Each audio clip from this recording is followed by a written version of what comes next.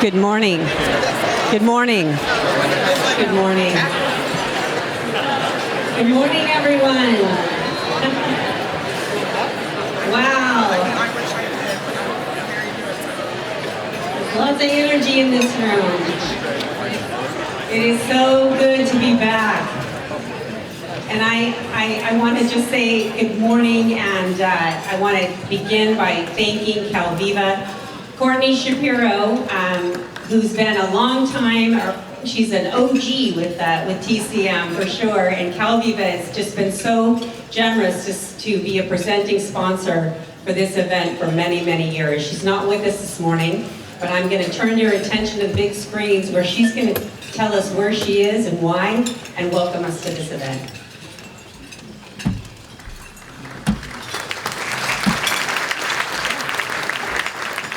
Good morning, everyone. Let's all pretend that I'm in this room right now. You can feel my energy, and I say good morning, and you say? Perfect. I'd get up here, I typically tell a joke, I talk about that candy bacon we've had every year, and then I'd say, welcome back. How are you guys doing these last 2 years? We've survived a pandemic.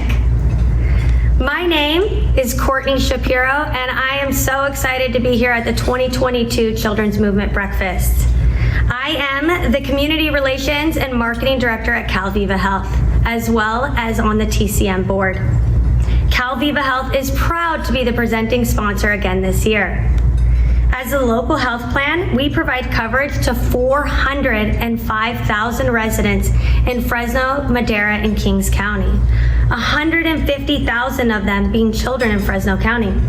Making children a priority is the most important thing we can do in our community. You may be wondering why I'm not there in person. I mean, it has to be a really big deal for us to not be at this event today. Well, Jeff and Kansa, our CEO, and myself are in New York City right now. That's right, we're in the Big Apple. We're here to accept the National Community Action Partnership Corporate Partner of the Year Award. That's a pretty big deal for us not to be there. Like I said, we wanted to be with you, but we had to be in New York to accept this award. This is the 9th annual breakfast, and the committee is very excited about the program we put together for you.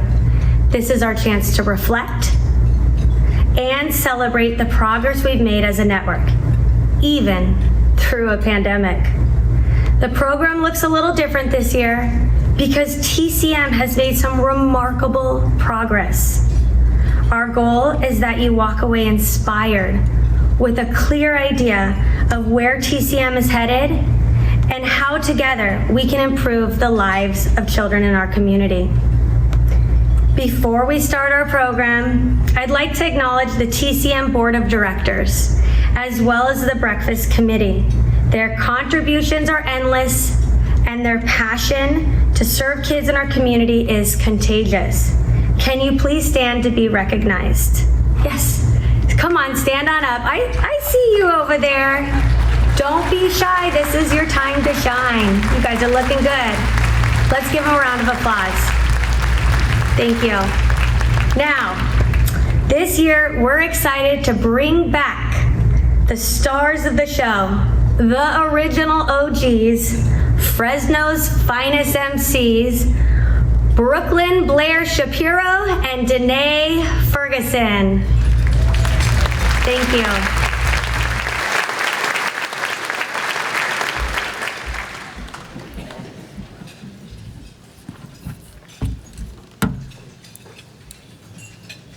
Good morning, everyone! Hi, my name is Danae Ferguson, and I am a junior in Fresno Unified. I am proud to be the founder of Reading Heart, which is a book donation program for kids in underdeserved areas in Fresno County. I'm so excited to be back here for the 4th time as co-MC of the breakfast. Wow, we've been partners in crime for a long time today, and we don't even need a stool to see over the podium anymore. Anyways, My name is Brooklyn Blair Shapiro, and I'm a sophomore in Clovis Unified, as well as a board member of Reading Heart. I have served as the outreach coordinator for the past 4 years, and I am so excited to be here for my 6th time as an MC. Over the last 2 years, Brooklyn and I have been busy volunteering our time, playing high school sports, and maintaining a 4.0-ish grade point average. And with all that, we are only a few months away from driving ourselves to these activities. Our parents can't be happier. Let's get back to business. Now, if you haven't done so already, please make sure you take a picture in front of our sponsor wall before you leave. And we would also love if you tagged us in your pictures throughout the event. #AnythingForKidsFresno. This year, we decided to add some technology that will make it easy for you to show your support for the children's movement. Text to give. All you have to do is text GIVE and the dollar amount you want to donate to 833-686-7082. For example, to donate $25, text GIVE25. It will send you a link to enter in your credit card information. Let's all get out our phones and take a picture of this information. You'll see inside your program a yellow sheet with the information or a QR code for you to scan. Over the next hour, you will hear all the wonderful things TCM is up to. This will inspire you to give. Don't forget, this work costs money. And don't worry if you can't do it now. We are going to ask you again at the end. Now, we'd like to recognize our elected officials. Can you please stand?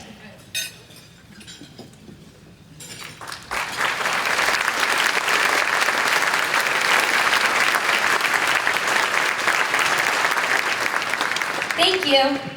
We would also like to honor all the veterans, first responders, and essential workers that have joined us today. Can you please stand?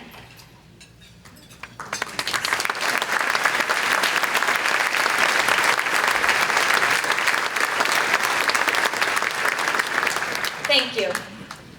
We would now like to welcome Narina Rabbit Simba from University High School to sing the national anthem.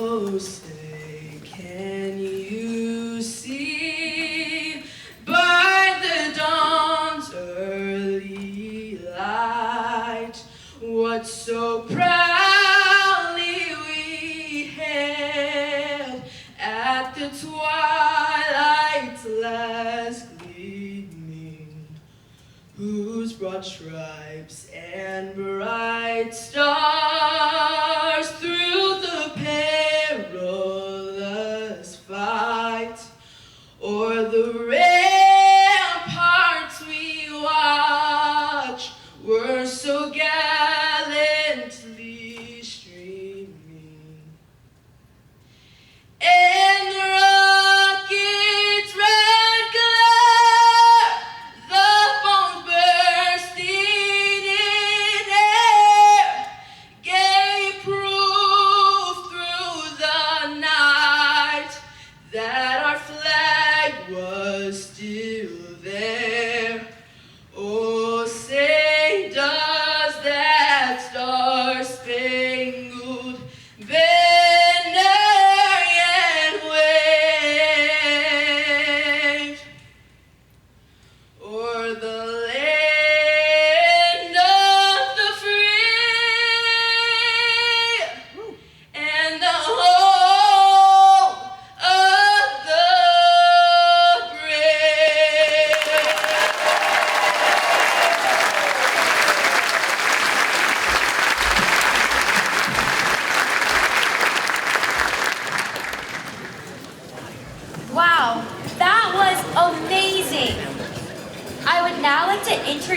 Pastor Jason Spencer from Image Church to deliver the invocation.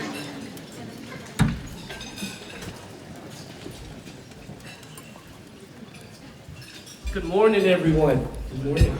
Can you do me a favor real quick? Can you look at a neighbor and tell them you're happy to see him here? Tell them you're happy.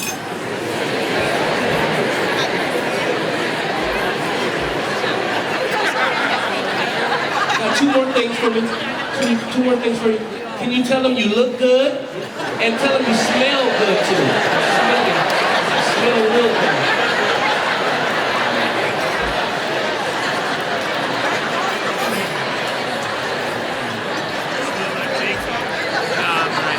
Let us pray. Let us pray.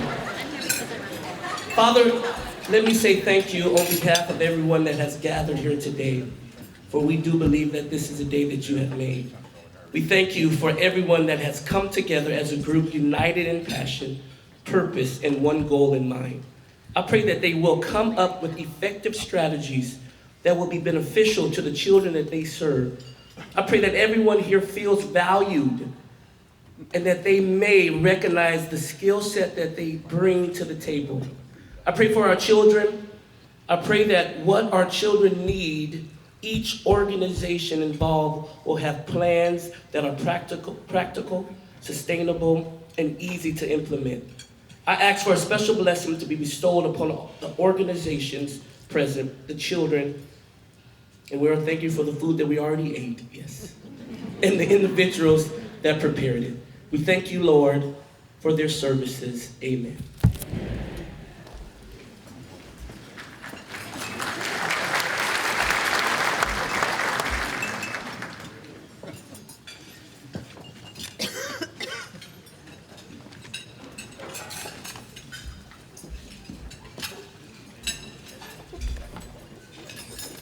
Thank you. Thank you, Brooklyn, Blair, and Danae. Awesome. It's so good to see you guys again. Well, good morning again, and thanks for being here. I am Linda Gleason, the founding director of the Children's Movement and the current director of Fresno Cradle to Career. And wow, it has been a minute since we've been in this room celebrating the state of our children. 3 years, in fact. 2019 was the last time we were here, and as has already been mentioned, none of us knew what was in store for us in 2020. So the pandemic, it did touch us all in many, many ways. And they are significant at work and at home. And some of you lost family members or people that you loved and cared about during COVID. And for that, we feel deep empathy and compassion. But I want to sincerely thank you for how you persevered. Oh, we were stretched, and we found silver linings, and we are now doubling down to make sure that we are doing what is best for kids. So the other day I was looking back at my notebooks from the early days of the Children's Movement back in 2010 and 2011, and I was struck by how good the thinking was. It felt wildly aspirational, and it's really uncanny how we've managed to accomplish what we were dreaming about then. We needed something big enough and connected enough to push toward real change in strategic, collaborative, and impactful ways. We knew that great power was local power, and we wondered how we were going to position ourselves just to get to know each other. And those thoughts that were circling around, those early thought partners, I think of people like Kathy Huerta and First Five, led by Kendra Rogers and together with Fabiola Gonzalez and Susan Anderson and Courtney. And my goodness, and so many of you in this room. In fact, I'd love to see a show of hands. Do you remember the beginning? Do you remember what you were doing? Those of you involved in the early days of TCM. Just, yes, I was there. I was at the first breakfast. I remember the Children's Summit. I remember action forums. I mean, today we are doing this work, and I want to thank you. Now, our aspirational aim is a future media headline that reads, Fresno County is the best place to raise your children.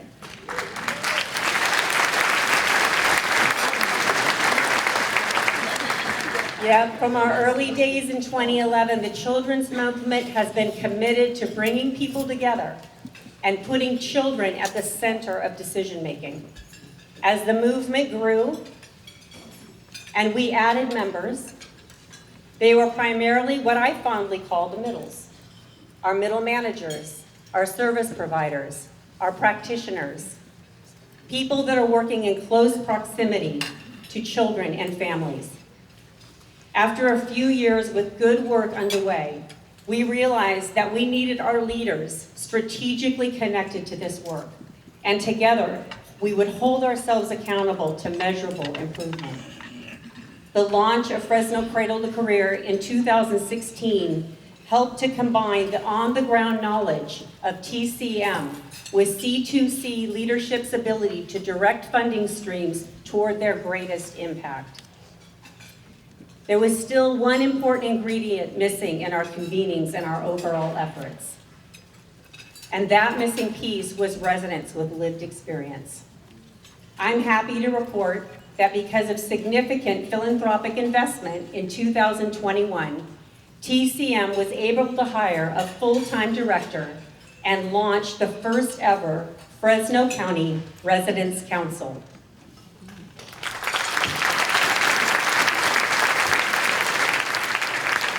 This 100-member group of committed grassroots leaders are diverse in race, ethnicity, age, and geographic area.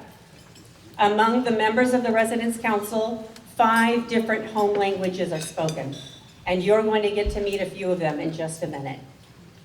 A critical goal of the Residents Council is to work in partnership with the C2C Leadership Council, expanding our collaborative work to be even more effective by being inclusive. This goal is based in transforming the way we engage community to a place where lived experience, ideas, and solutions that come from the community are regularly integrated into planning, policy development, and the deployment of resources. As a way into a new way of doing things, earlier this year, on April 19th, members of the TCM Residents Council and the C2C Leadership Council met virtually in 5 separate issue caucuses: mental health, schools as inclusive communities, digital inclusion, childcare, and housing. Each side had a chance to ask questions, to begin to get to know one another and build a shared understanding of the issues. After the time together, all who participated felt it was a positive experience and agreed to continue the process, which we will do this year. Our intention is that we begin to build the foundation for transformative community engagement built on trust, collaboration, and shared decision-making. This work is not easy, and building trust and shared understanding takes time. But we all have passion for change and shared purpose to draw upon. TCM and C2C are committed to ensuring that everyone at the table is at the table making decisions and guiding policies together. Thank you to Superintendent Jim Yovino for the support you have provided to our Cradle to Career work.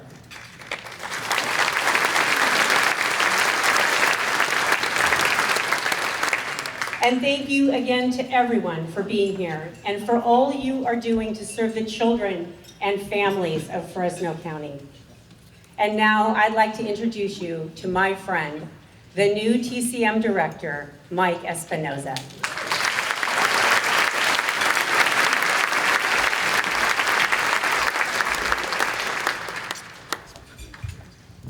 Good morning, everybody. So exciting to see a room full of people. I gotta say, it makes me a little nervous, shaking everybody's hand and giving hugs, but I can't resist. I think it's exciting to be in the same room as so many friends and allies in this work. Over the past couple of years, I've had a chance to work alongside many of you on the issues that we care about together, and that is first and foremost our children and the future of this county. So thank you And thanks for coming. This is a big event for us. This is my first State of Our Children's breakfast, so thank you for helping to make this a success. I hope we're gonna do it bigger next year. All right, so I want to just kind of set the stage for this conversation that we're about to have with some very special people in the Residence Council. But as many of you may know, and many of you do not, is that I'm a community organizer. I've been doing community organizing for the past 20 years, starting my career in Houston, Texas, organizing where the Deep South meets the Southwest, which has got all kind of different issues that require this type of work. But throughout the last 20 years, I've been working in various community organizing drives, campaigns across the Southwest, all primarily around issues relating to education access, educational equity, and workers' rights. I want to tell you, though, that so much of the community organizing work is based on sharing stories. That I don't connect with the people in the council or the people that I work with because I tell them my resume.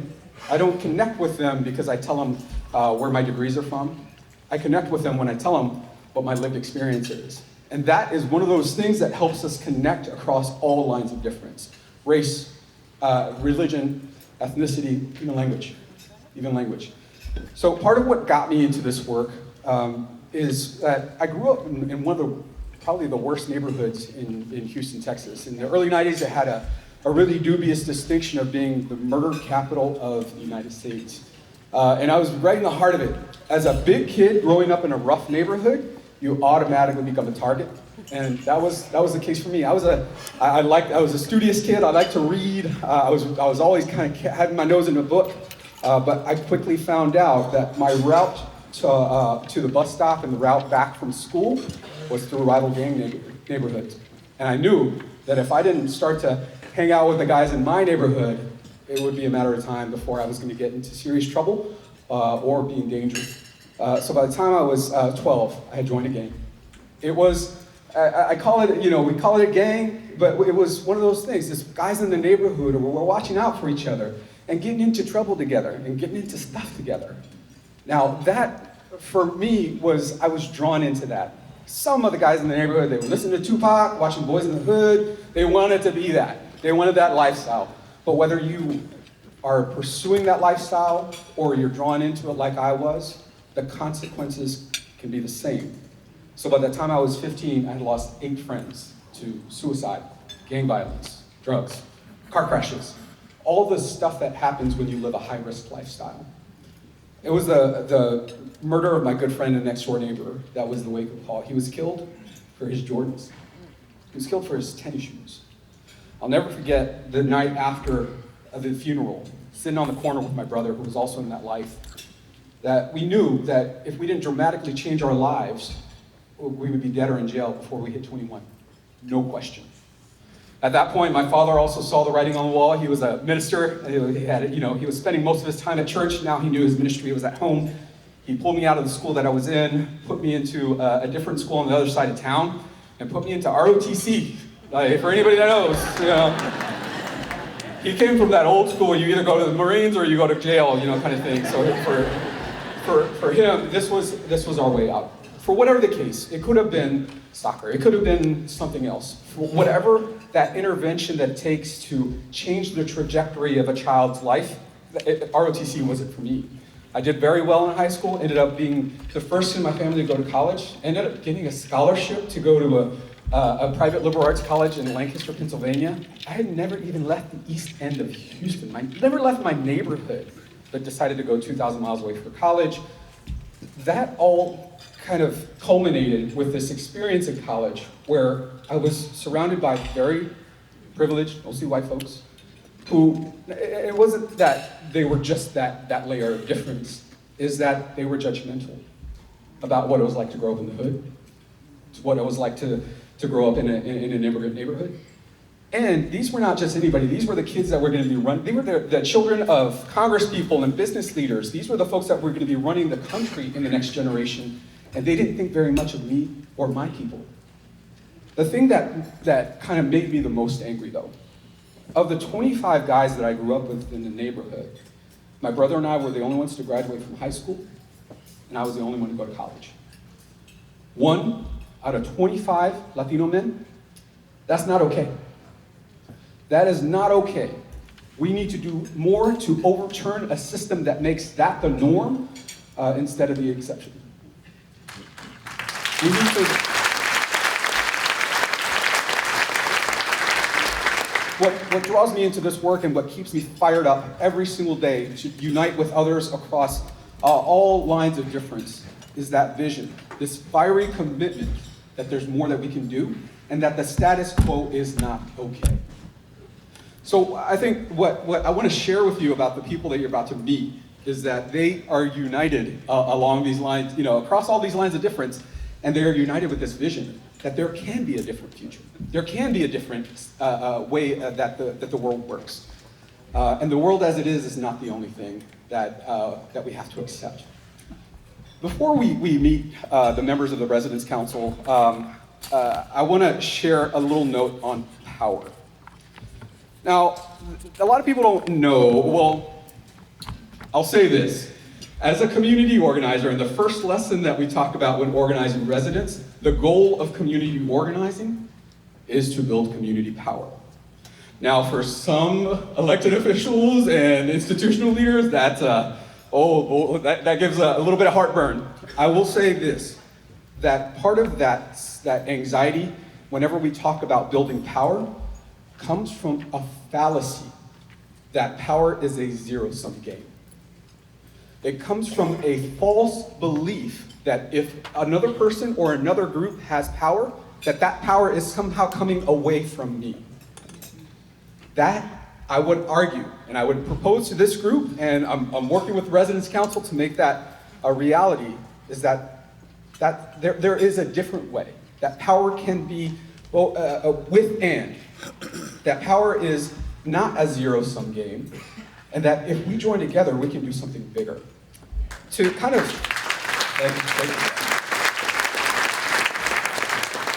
I'll leave you with the thought of power, with the way that I've come to think about it, and these are the words of Reverend Dr. Martin Luther King.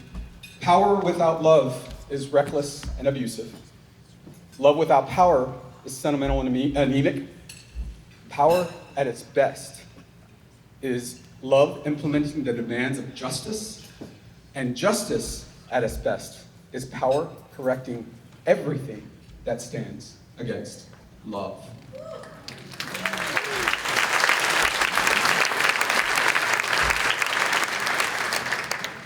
Part of the vision of the Residence Council is realizing that sentiment, that through this kind of dynamic between love and power, we can achieve justice. And that justice is a good thing. And that power sharing is a good thing. So with that, I want to introduce you to some really special people, and I'm going to call up our resident council members. If you turn to page 4, I think it is, in your program, you'll get to see some beautiful faces and see a little bit about them. I'm going to read their bios while they walk up. I want to introduce you to Destiny Durbrandt. She's currently an instructional coach at Fresno USD. Born and raised in Fresno County, Destiny started her career teaching first grade at Fireball Elementary. She is passionate about social justice and helps to lead the Resident Council Schools as Safe and Inclusive Communities Issue Caucus. Come on up, Destiny.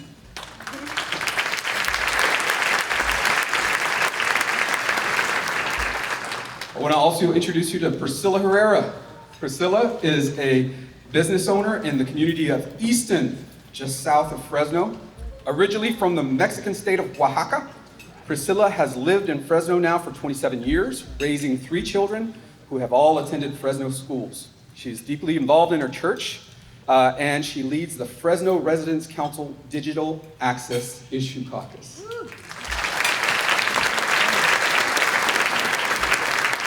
Finally, I want to introduce you to a remarkable young lady. You're going to hear a little bit more, and this is not the last time you're going to see her because she's now on staff. She's now on staff with TCM. Estefania Avalos grew up in Fresno County. The child of immigrants, she worked hard at Tranquility High School, earning 3 associate's degrees via the dual enrollment program. She went on to earn a BA from the UC Berkeley in 3 years. Estefania serves as organizer with TCM and leads an effort to organize community as part of the Fresno Residents Council.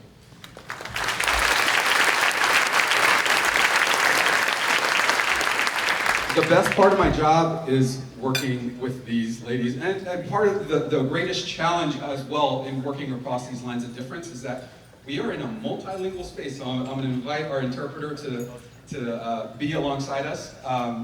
As Linda mentioned, we speak 5 languages in the Residents Council.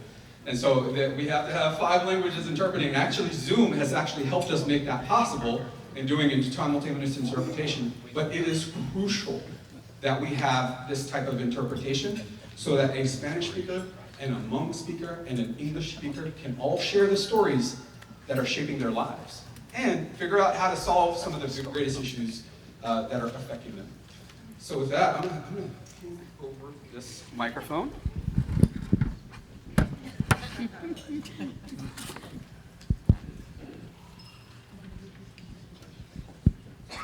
All right, it's on? Okay, can you hear me in the back? All right. All right, I'm gonna start here, and I'm gonna start with Destiny. The first question I wanna ask you, and I want you to know, like, the first time I heard Destiny speak, I was like, oh my gosh, she needs to be on the Residents Council. I even told Bob in a leadership council meeting, I'm like, man, I'm gonna try and steal her from Fresno USD. And Bob's like, no. But Destiny, tell us, you've been involved and passionate about community organizing for a long time. What motivates you to do this community organizing work and do it with the Residents Council? That's a great question. Hi, everybody. I'm used to talking in front of like 20 children, or maybe 20 adults. So. I think community organizing for me has always been an outlet into feeling like there's an antidote for hopelessness of what I'm seeing in the world.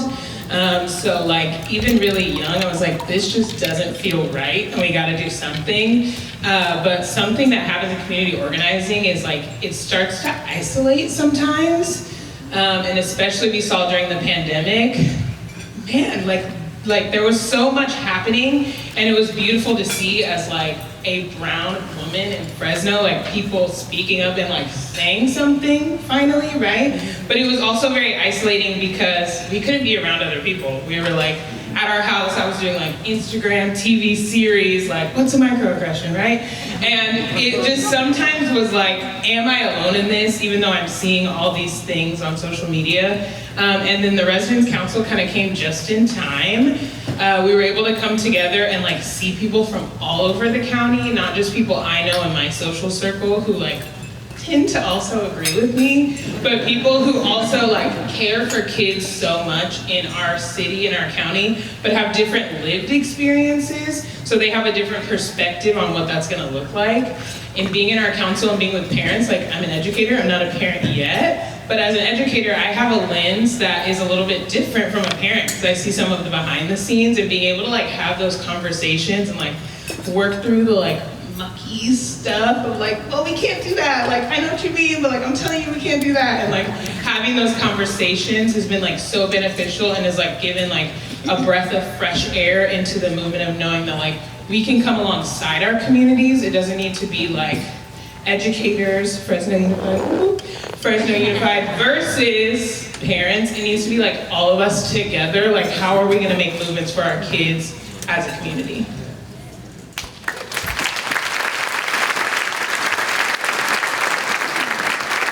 Next question here is for Priscilla. Priscilla, we talked a little bit, and I'm gonna talk slowly so our interpreter can interpret. We talked a little bit about how trust can be built and lost between residents, especially residents who don't speak English as a first language, and that loss of trust can turn into decepción, mistrust. How has that showed up in the work, and what do you think about how we can get past that? Es un punto muy difícil de tocar no me gustaría ir a nadie, porque todos somos comunidad, todos somos hermanos, todos estamos aquí para un mismo bien. Pero desafortunadamente se ha perdido la confianza entre los ciudadanos, los residentes, hacia las organizaciones, hacia los hospitales, hacia todos los servicios que recibimos. Tristemente, se va deteriorando poco a poco como nosotros los residentes perdemos esa confianza. Y hablo de una confianza que debemos de fortalecer y que ahorita como residente, junto con los demás residentes que tenemos en el concilio, hemos expuesto, hemos escuchado, hemos mirado cómo la comunidad está devastada después de una pandemia, que era cuando más ayuda necesitaban, era cuando más pedían a muchas familias, muchos niños, ayuda, ¿verdad?, de primera mano. Y se entiende que a veces con todo esto hubo cambios muy fuertes, ¿verdad? Pero no estamos hablando de una pandemia, estamos hablando como residentes de un problema que está antes de la pandemia, señores. Antes de la pandemia, donde nosotros como residentes no hemos tenido la oportunidad de ser escuchados, de exponer nuestras necesidades, las necesidades de nuestros hijos en salud mental, en educación, en internet, en acceso a muchas situaciones, ¿verdad? Donde nosotros como residentes nos sentimos un poquito, no es el idioma ya, ahorita en este punto donde ahorita estoy, ¿verdad? Les puedo comprobar que no es el idioma, porque tenemos el acceso a interpretación. Entonces el idioma ya no está siendo una barrera como residentes. Estamos encontrando barreras que han estado por años con nosotros sobre acceso a lo que ustedes como organizaciones están brindando, pero que llegamos a ustedes y está una barrera ahí que no podemos brincar. Siempre hay algo que nos detiene como residentes. Hay algo que detiene a nuestros niños para recibir una ayuda de salud mental. Hay algo que retiene a nuestras familias para recibir ayuda para una renta, para acceso a comida, para acceso a un programa. Entonces es donde nosotros, cuando Mike nos habló de ser el concilio de residentes, y cada uno de los miembros tenemos en nuestra mesa más residentes también, empezamos a escucharnos, empezamos a hablar de nuestros propios problemas, pero también descubrimos que no solamente es un problema de residentes, sino también de ustedes como organización, que tienen todos los medios que pueden darnos, que pueden ofrecernos, y que nosotros como residentes podemos ofrecerles a ustedes, ¿verdad? Ayuda, empatía hacia nosotros, empatía hacia las organizaciones, y hacer algo diferente, volver a reconstruir esa confianza. Yo escucho a mamás, a papás que necesitan ayuda, sobre todo a madres, que son las más involucradas, que necesitan ayuda, y yo les digo, háganlo. No, es que no confío, ya me rechazaron, ya me pusieron una barrera ahí, no quiero volver otra vez a pasar por lo mismo. Y les digo, insistan, volvamos a confiar. Tenemos que confiar otra vez en nuestras organizaciones que nosotros mismos como ciudadanos hemos creado, porque realmente nosotros como comunidad hemos creado sus organizaciones de ustedes, que son nuestras organizaciones que llevamos aquí. Hemos creado nuestro concilio de residentes igual por nuestras necesidades, por las necesidades de nuestros hijos. Entonces, yo creo que la voz que ahorita traigo de mis residentes es eso, que rompamos otra vez ese hielo que ha estado entre nosotros, y esa confianza de volver a unirnos a ustedes como residentes, nosotros como residentes y ustedes como organización.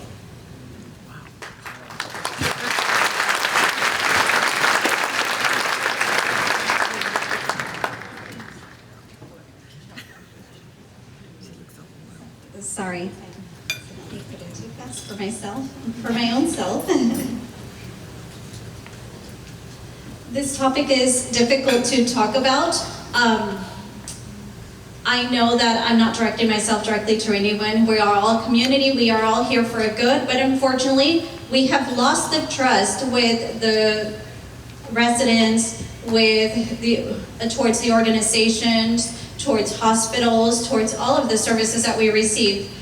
Sadly, little by little, the way that we, the residents, have lost that trust has been a deteriorating situation, and this has been a trust that we need to fortify again. Right now, with the residents, along with all the residents that we have on the council, we have exposed, we have heard, we have seen how the community has been devastated after this pandemic, which is when we most needed support. It was when we were most asking, or families, the children, were asking for support, first-hand help.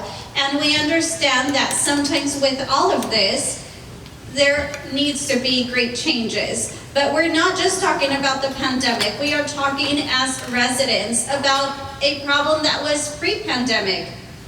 A problem that was pre-pandemic where we as residents have not had the opportunity to be heard, to expose our needs, the needs of our children in terms of mental health, education, internet access, access to many different issues where we as residents have felt, and I'm going to pause and say, it's not just the language. I can state that it hasn't just been because of the lack of language, because we do have access to interpretation. So right now, the language has not been the barrier for us as residents, but we're facing other barriers in terms to access to those services that you as service providers are offering us, yet we cannot reach those services. Something that is stopping us as residents, something that's stopping our children to receive those accesses for rental support or food support, to just get any type of support for sustainability. And this is where Mike asked us to be a part of the Residents Council. And when we became a part of it, we started to hear each other out. We started to talk about our own issues. And we also discovered that it wasn't only a Residents Council issues or just general residents issue, but that it's also you as organizations, that you can change, you can transform and offer us the support that is needed, and that you can show us more empathy, and that we can learn more empathy towards the organization so that we can do something different, so that we can rebuild that trust. I hear mothers, I hear people who need help, especially mothers who are the most involved. They need support, and I tell them, keep at it, and they say, no, I don't want to do this anymore. They've already rejected me, they placed a barrier, I don't want to go through this same thing. And I tell them, insist, let's relearn that trust in our organizations, that we as residents, as citizens of this country are helping build, and we know that we are helping keep you established, and we have therefore created a Residents Council because we see the needs of our children. So the voice that I bring today is the voice of our Resident Council, so that we can break that iceberg that has been placed between us and rebuild that trust to join once again alongside you as an organization, alongside with residents.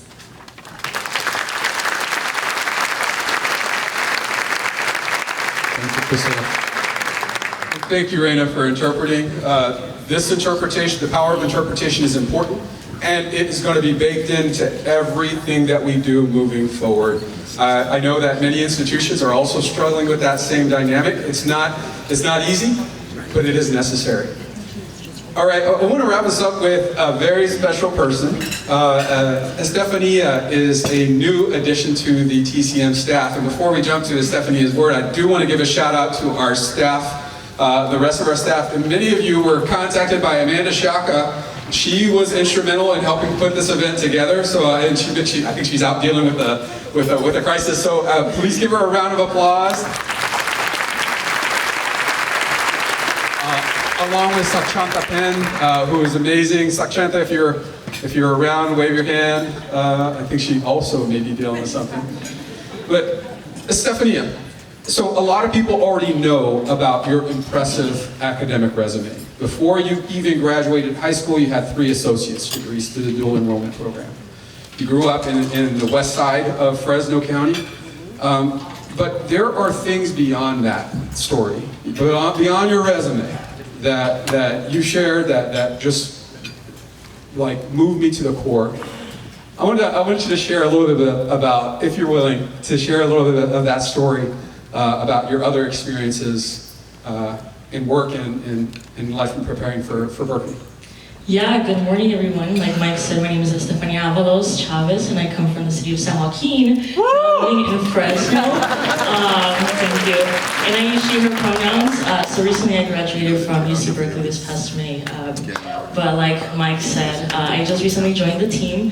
I think growing up in a very small community, San Joaquin, that means a lot. You know, we have representatives here, so shout out to all of you for coming. I have supporters for my academic journey, but like Mike mentioned, yesterday we were just sitting down, we were talking about the event, right, and what I was going to share. And I was like, Mike, well, I've gone through so many things, what should I share? One of them being the pandemic, of course. I'm so used to seeing Zoom boxes, right? I did basically my 3 years at Berkeley through Zoom, so seeing people in person, I'm like, wow, that exists, right? But I guess one of the first things that I want to mention is that I grew up with my parents being promotores in the community of San Joaquin. So I watched them, you know, getting involved in the community and just doing so much for the people. I think for me, starting off as a volunteer, just joining my mom and dad, my brother at the time, like setting up tables, you know, just reaching out to friends like, hey, there's a meeting, come to it, even if they wouldn't show up. You know, it was the effort that we made. So watching my parents, my family members, and my community get really involved in the community is, I think, what drove me to say, this is what I'm passionate about, this is what I want to continue doing. So fast forward to high school, I had, you know, many academic barriers as well. I was part of the dual enrollment program, and through the dual enrollment program, I was able to get ahead with my high school classes.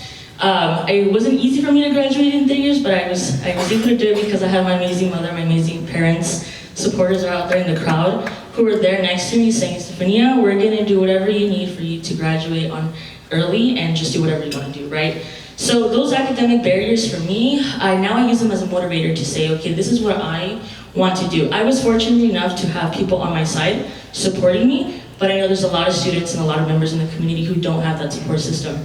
So I am here back at TCM wanting to do that, be that support system, whether that's giving people the platform, giving people the opportunity to come together and talk about issues. That's one of my biggest things.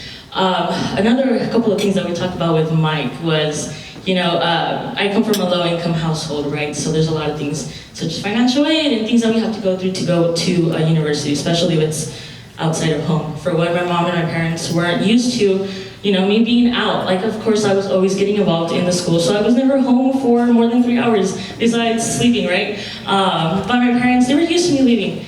And so one of the things that I realized as their daughter working a job in high school and also just watching them get involved, right? I knew that my parents would not be able to help me the way that they wanted to, so I wanted to make that my responsibility and not ask them for help. So one of the things that I decided to do was work in agriculture, in the fields right after high school. A lot of people don't have the best experiences out in the agriculture field. I was working for a couple of days. It was really hard. I had always watched my uncles, my aunts, my parents work in the peach fields, watermelon, grapes, and I would go every now and then just, you know, help them for a couple hours, nothing too serious. But I really was determined to work in the fields so that I can buy my first laptop for Berkeley, because again, you know, college is really expensive. So I went out to the peach fields. For anyone who knows what the psyche is, not sure how to translate that, but basically we're carrying ladders around the peach fields and making sure that peaches have space so that they can grow fully to its extent. Those who are in the ag, I'm pretty sure there's better ways to explain it, but I unfortunately could not return because it was an hour drive from my house. There was, of course, the transportation. I was 17 at the time. My parents weren't going with me. So I had to quit that job so I can get a job closer to home. One of the things that happened to me is that I communicated with my supervisor, my boss, hey, I have to go because this is not the best thing for me. I have to go closer to home. So like I was telling Mike yesterday, I never got paid for that position. And so that for me was very, very unfortunate because one, I was saving up for college, right? But two, as a 17-year-old, I didn't know what my rights were. I didn't know how to speak up for myself. I wasn't sure how to defend myself.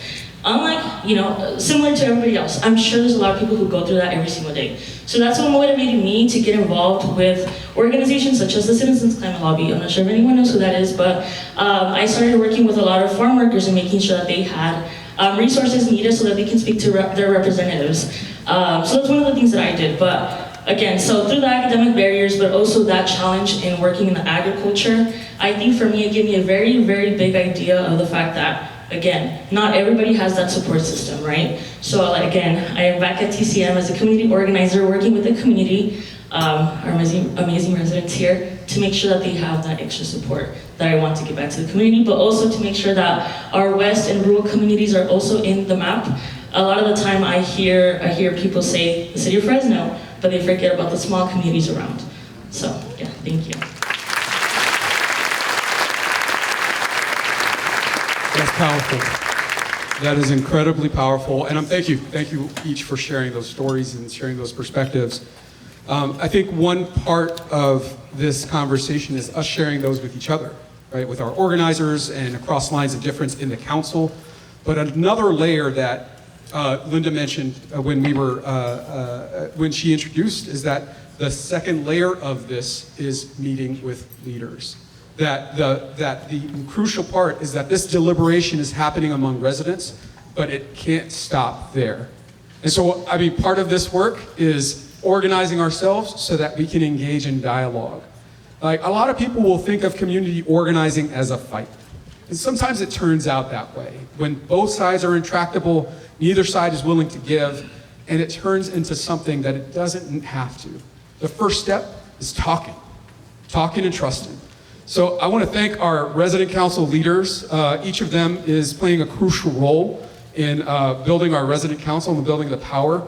But this is shared power. The idea is that we are sharing across all lines of difference the power that we're building here. So thank you for listening to the stories, and thank you, resident council leaders, for sharing.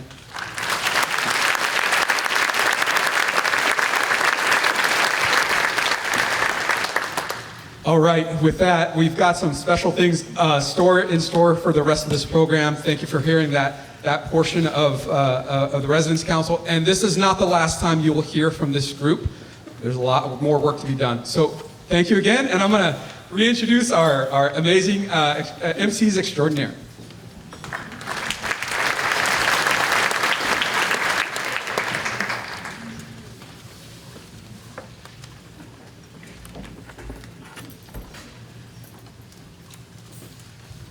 Wow, they've done a lot in a pandemic. Let's give them another round of applause.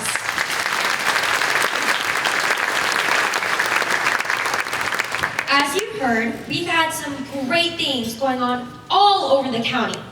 In addition to passionate community organizers, we also need passionate community leaders. And one of those is retiring this year. Would our friend Superintendent Jim Jovino please join us on stage?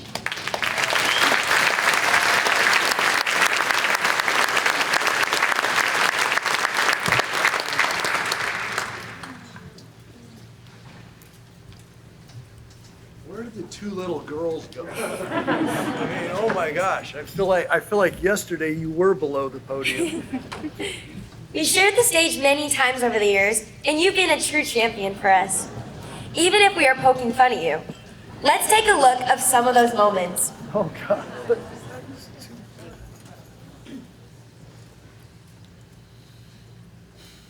Hi, I'm Ananya Vinay. I'm from Fresno, and I won the 2017 Scripps National Spelling. Last year, I was a 6th grader at Fugman Elementary, and this year, I'm a 7th grader at Granite Ridge Middle School. We thought it would be fun to ask some of our local leaders to spell some of the words I spelled to win the national championship. My field correspondents Brooklyn and Danae are on location. Ananya, can you hear us? Can you hear me too? Yeah, I can hear you loud and clear. Okay, let's go.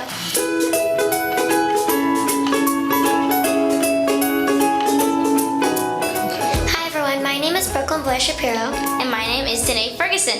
And today we're here with Fresno County Superintendent Jimmy Jovino. Your word is seish.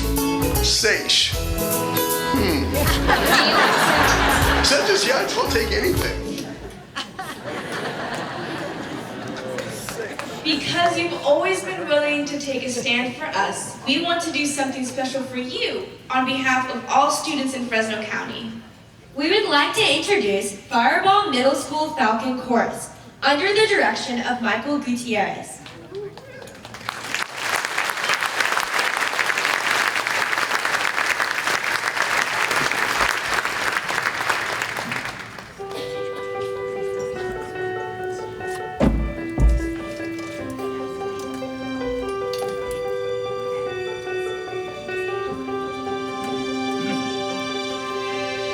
I close my eyes and I can see a world that's waiting up for me that I call my own.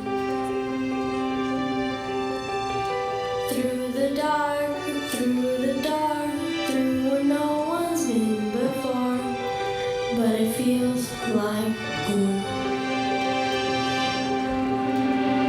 They can say it all sounds crazy. They can say I lost my mind. I don't care, so call me crazy. We can live in a world that we design.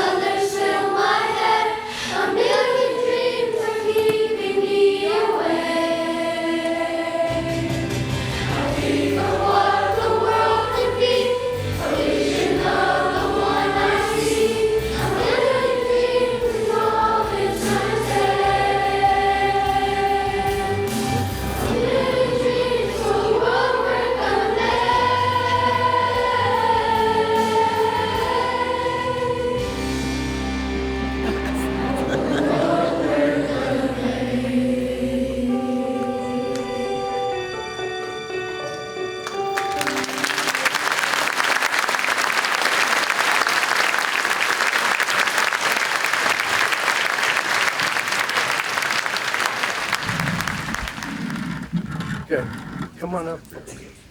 We don't want them to leave. I mean, I'm already a mess. I need to be my kids right now. On behalf of the children's movement, Brooklyn and I would like to present you with this plaque. With our greatest appreciation, thank you, Jim Yobino, for your many years of service and commitment to the children of Fresno County.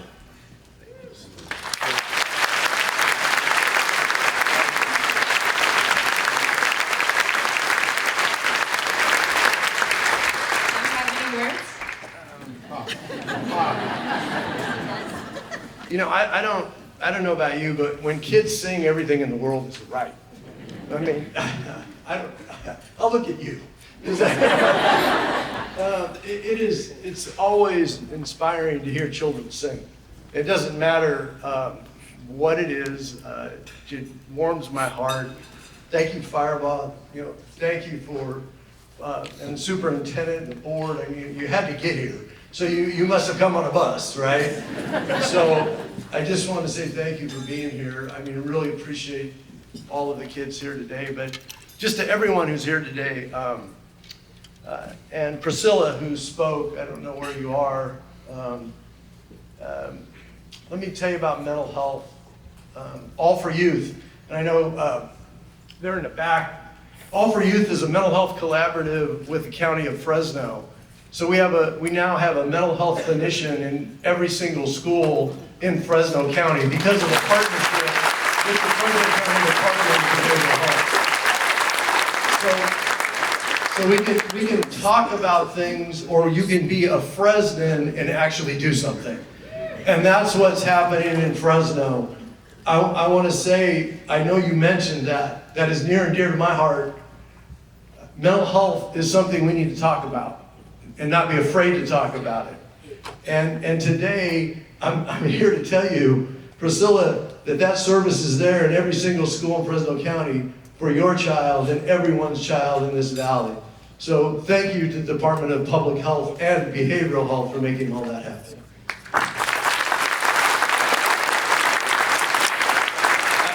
I want to end with this. What makes Fresno different than anywhere in the state of California, because I have an opportunity to be in those arenas all the time, is this. The fact that you are all here today together, collectively, we can make Fresno better. We are making Fresno better.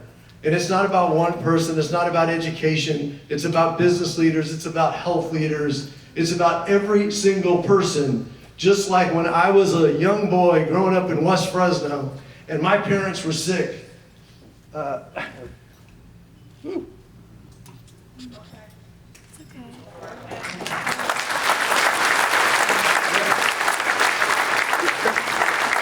know, I knew I shouldn't have said that. Anyway, a new purpose for the shirt, sorry. You know, an African-American family, Dr. Noel and Gloria Smith, put their arms around me and said, "You will be okay." Yep.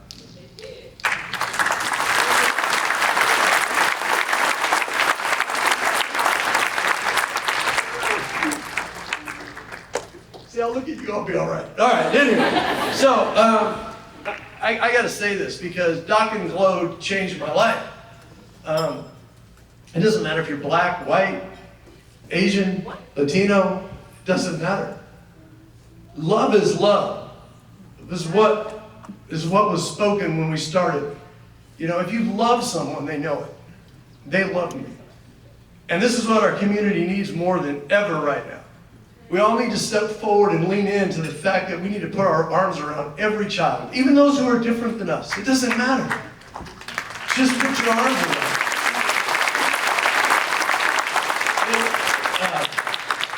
It never failed me. And I can guarantee you it'll never fail anyone in this room. I just want to say thank you to the children's movement who has really inspired me to do more every day in my role as county superintendent. Leaving is difficult. Leaving it to someone who is amazing, like Michelle, makes it easier. And I know that we'll have great leadership moving forward. To all the superintendents who are here, I know there's many of you. Hey, God bless you and your boards and all your staff at the schools who've done so much, particularly the last 2.5 years, to take care of our children. We know how difficult that was, but what it did was a blessing because it all brought us together even closer. To the children's movement, thank you. I appreciate this recognition. To these two, thank you for the photos. It was just so nice that I knew I wasn't crazy. You were that small. And I still have no idea what that word even means. So, but anyway, Linda, all of the team, I don't even know where you all are. Thank you. Thanks for everything you're doing every day. You know, Fresno is on the map. They're talking about Fresno County up and down the state of California because of things like this and because of what you're doing.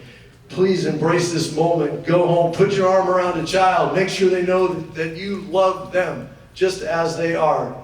You know, God bless everyone. Thank you so much for this recognition.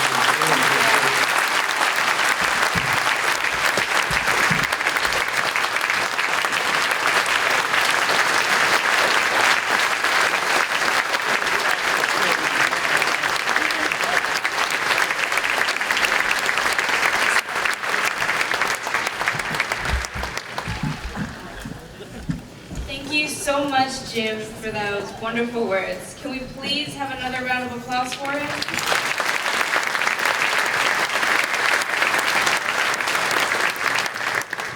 Now, remember when I told you we would ask you to donate at the end of the program?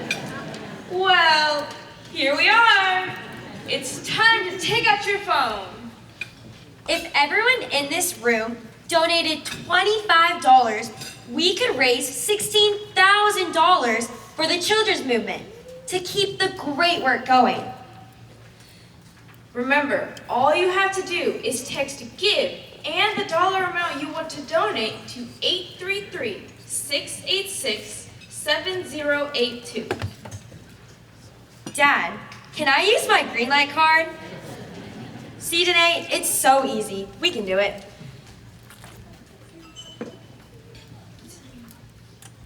We would like to thank all of you for coming out today. And for all the wonderful things you do every day to help kids. And don't forget to text to GIVE and keep the momentum going. Well, I guess that's it for us. I think we pulled it off again. We sure did. Thanks for joining us. And have a great day.